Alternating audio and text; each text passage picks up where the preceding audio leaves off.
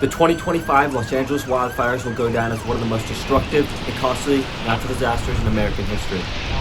At the time of writing, more than 6 fires have decimated over 39,000 acres, claiming 10,000 structures and 25 lives. 150,000 people have been evacuated, and damages are estimated at $150 billion, 9 times more than the 2023 Hawaii wildfire. After the fires are put out and people are given the okay to return, the very first operation rebuilding will be to remove the debris. The amount of debris is going to be astronomical and take months to clear. I personally helped clear debris after Hurricane Helene in Cedar Key, which was a whole lot less than the LA fires, and still, after 3 weeks, the job was far from over. If you live near LA or have a day or two to help out, I'm sure they'd be much appreciative. It's also important to note that thousands of people are now homeless, with most of their belongings going up in flames. As humanity, we need to support these people through these difficult times and provide donations. Lastly, I'd like to give a shout out to the state of California, who has banned the cancellation of insurance by companies in the area for the next year. I hope everybody affected by this devastating event is able to receive the reparations they deserve. Okay, now we have to rebuild some hope. Once the debris is cleared and we're left with a blank slate, we can't just rebuild it the same way we did last time. In this video, I've compiled a few new ideas to hopefully prevent events like this from happening again. Let's start with water, something that can be scarce for LA and many other regions in the area. Before we get to the solutions, I want to break down LA's water consumption.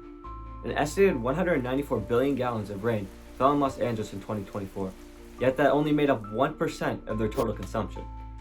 62% of their water consumption came from imported water via aqueducts, and 37% comes from groundwater, which lays in the coastal plains of Los Angeles.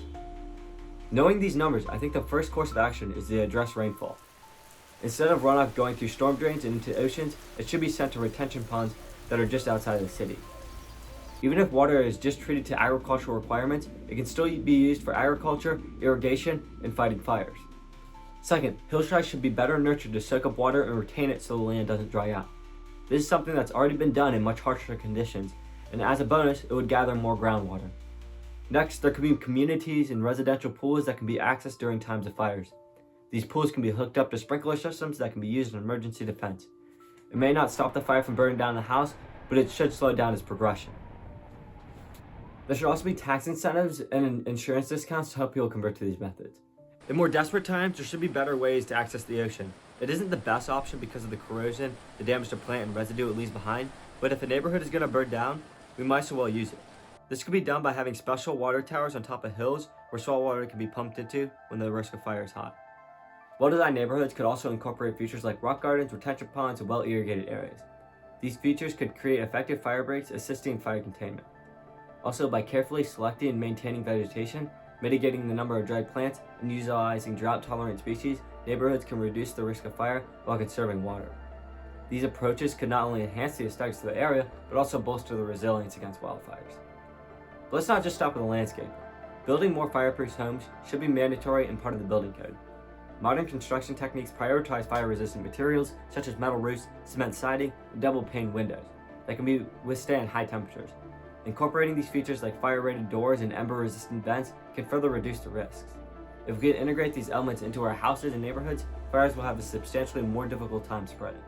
Okay, so now we've covered prevention techniques, but let's look at what we can do to actually fight these fires. First, bottom line, wildland firefighters and firefighters alike need more funding. Just before the LA fires started, the fire department faced significant budget cuts, but even with what they had before, it still wouldn't have been enough to stop this. Looking at the cold reality, this event cost us $150 billion. If just a fraction of this was spent on prevention, this could have been a whole different story. Wildland firefighter salaries should not be outcompeted by McDonald's salaries. The job is incredibly risky and strenuous. Instead, it should be more comparable to a military salary and benefits. Additionally, with extra funding, fire department could look for new technologies, better equipment, and more machinery. I seriously think drones could even fight large wildfires. To prove this, I want to compare a firefighting plane to a commercial agriculture drone. So take for example the CL-415, one of the best firefighting planes on the market. It has a load of 1,400 gallons and a price tag of $30 million. If you were to use a similar drone to the DJI Agris T25 as a benchmark for a firefighting drone, you could buy 2,727 of these, with a total capacity of 54,550 gallons. These drones could be operated like drone shows and fly in a perfect grid for motion across any terrain to put out fires. This would also be much more maneuverable and exact compared to a plane which needs to fly at high speeds just to stay in the sky. Additionally, with the amount of fires America faces and the year-round threats, it should be much more reasonable to have a national wildland firefighting force. that is ready for deployment at a day's notice. It doesn't necessarily need to be a full military branch, but just a few thousand well-equipped trained firefighters. I also really like the idea of criminals to fight fires, something that has already been a practice in California since 1915. This could definitely be further capitalized on, not only giving the benefit of an extra hand on the front lines, but also to rehabilitate criminals through something meaningful. More frequent and powerful wildfires is a new reality with climate change. And since we can't work together and assume responsibility, we're just gonna have to find ways around it. Is it practical or possible? No one can be sure. If you live near those affected, please volunteer some of your time. I know they'd greatly appreciate it. But for now, that's it for me, and I'll see you in the next video.